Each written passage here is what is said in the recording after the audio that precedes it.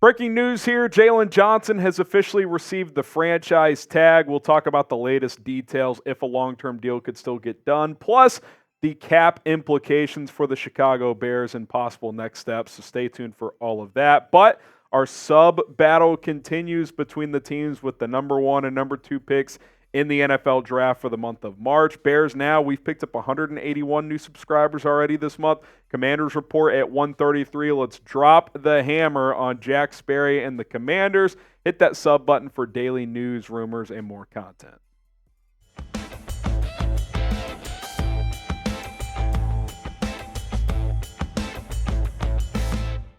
I'm Harrison Graham, and today's show is sponsored by 8 Sleep. Are you a little groggy in the morning? Are you looking to get a better night's sleep? Well, the Pod 3 from 8 Sleep is fantastic, and you can get $200 off at 8sleep.com/chatsports. We'll tell you a little bit more about that product and how it's going to change your life here in just a little bit. All right, let's get to the news here. Jaylon Johnson has been franchise tagged. I want to give Jonathan Jones the credit here. He broke this first, saying that they're expected to franchise tag him as they continue to work on a long-term deal. Schefter, Rappaport, they all came in after that. Jones also added this note of tag is $19.8 million with a lot of cap space and an offer on the table. The Bears didn't lose much, if any, leverage in not getting this deal done ahead of the deadline. Could still happen before the start of the league year, which I would say that last part is pretty promising. If they could get a deal done before free agency opens next Monday with the legal tampering and next Wednesday with the start of the new league year, that would absolutely be fantastic. Could lower that cap hit from $19.8 million for 2024, depending on how they structure it. So Jaylon Johnson has been officially tagged, that cap hit of $19.8 million. I think that did leave the Bears with some leverage here based on what Jaylon Johnson likely wants to get paid on a long-term deal. What is your one-word reaction to Jaylon Johnson getting tagged? Let me know down in the comment section below your one-word reaction. I'm a bit disappointed, but I'm not panicking. The only reason I'm slightly disappointed is because Ryan Poles expressed a lot of confidence early last week at the NFL Combine on where things were trending. He said they had put out a good offer with a lot of guarantees. He felt good about where it was at. And as of now, no deal has happened. Very similar to the NFL trade deadline when Jaylon requested a trade. Now, I don't think that's going to happen this time. I do think the positive dialogue that's being reported is real. It's just both sides need more time. The deadline was today at 3 o'clock Central Time, and clearly they were not going to get it done before then. But I still am hopeful that they will. And you guys should hope they are too, because this is a premier player at a premier position at a young age in the National Football League. Jaylon Johnson was the highest graded corner in the NFL last year. He was fantastic. He started to get that ball production that Matt Eberflus and Ryan Poles were talking about with those interceptions. So the good news is regardless of what happens, I don't think Jaylon Johnson's going anywhere. He's under the franchise tag, worst case scenario this year. Best case, a long-term deal gets done, ideally soon, but until you got until mid-July to get a deal done with all franchise tag players. Now, from Jaylon's standpoint, and the reason this probably hasn't gotten done is he wants to reset the market, I believe. He wants to get more than Jair Alexander in terms of annual money per year. He probably wants big-time guaranteed money, and there's probably a bit of a gap right now between the Bears and Jaylon Johnson. If I were him, I'd want to reset the market too. That's probably a smart move by him and his reps coming off a career year. Like, hey, yeah, this is my time to get absolute top dollar. I think that's probably a smart approach from his standpoint. But from the Bears, it's like, well, you want over $21 million per year? We can just tag you for 19.8. Like, so they got to find some middle ground there. We'll see if that happens in the coming weeks and potentially months, as the Bears do have until mid-July to try and strike a long-term deal.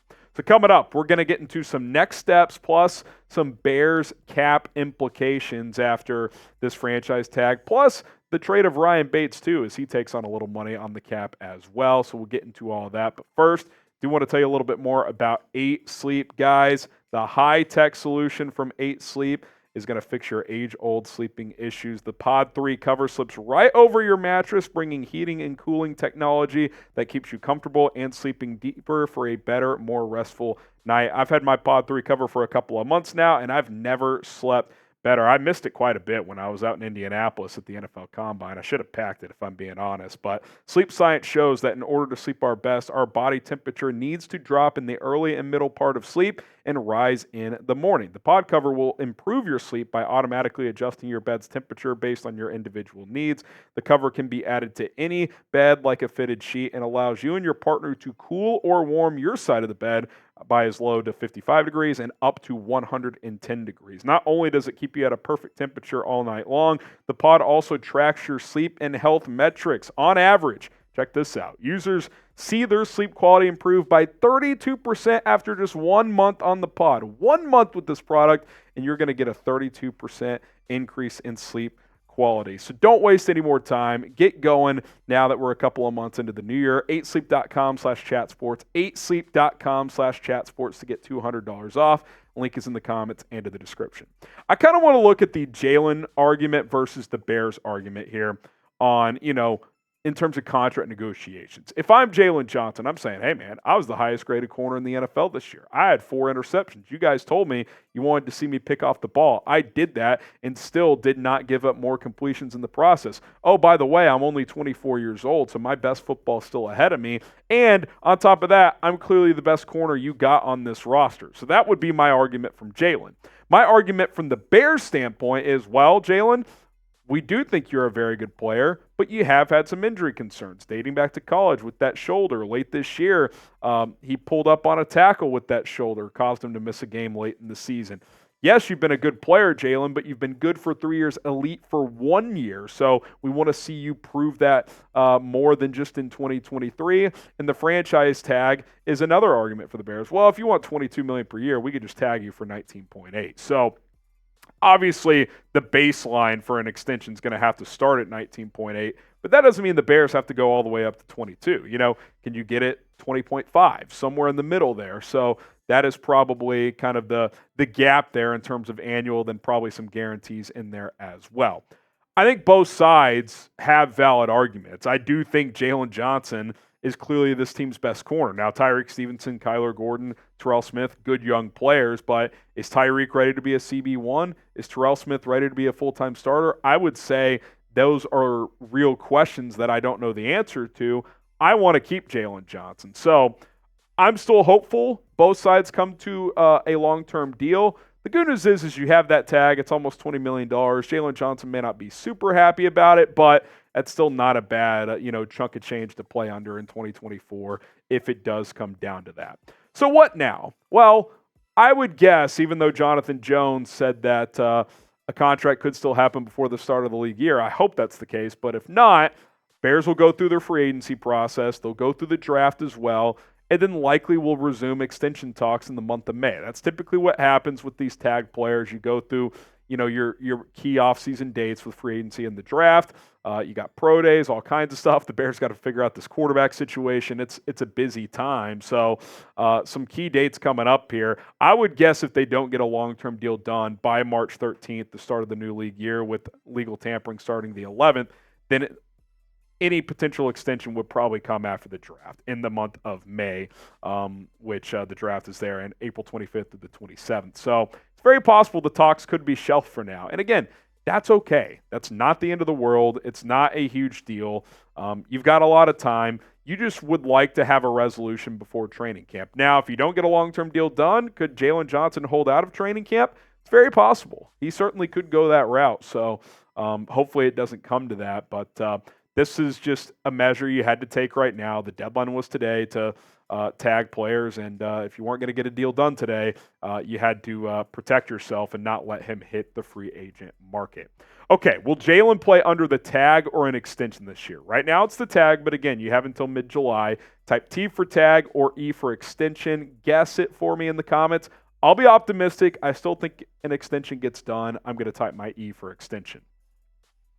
So now that this has taken place, let's take a look at the updated free agency outlook. The Bears' updated cap space is $55.7 million bucks.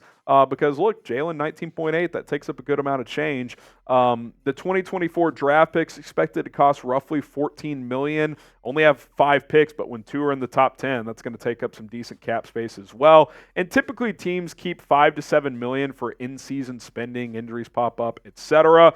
So let's just say the 14 gets taken away from the 55.7 for the draft. Let's throw another 6 in there as well.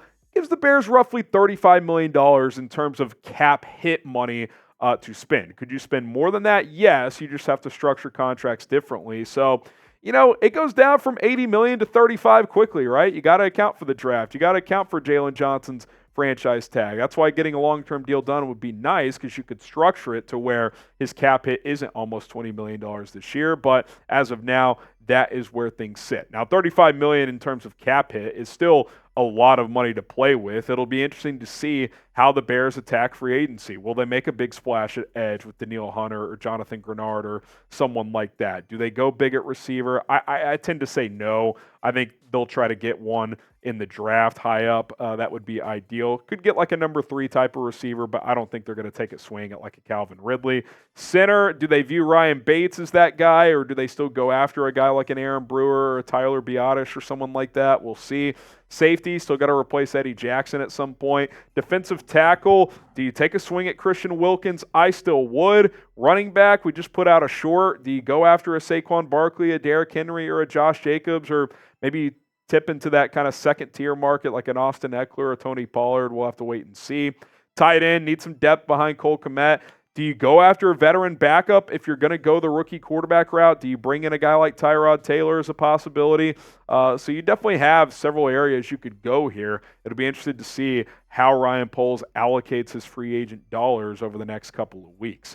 Who's the biggest free agent you want the Bears to sign? Shout his name out right now on today's show. I've been on the Danielle Hunter train. I think I'm actually backing off of that. I think if I'm going to throw big money at a defensive lineman, I would go Christian Wilkins. But let me know what you guys think down in the comments of today's video.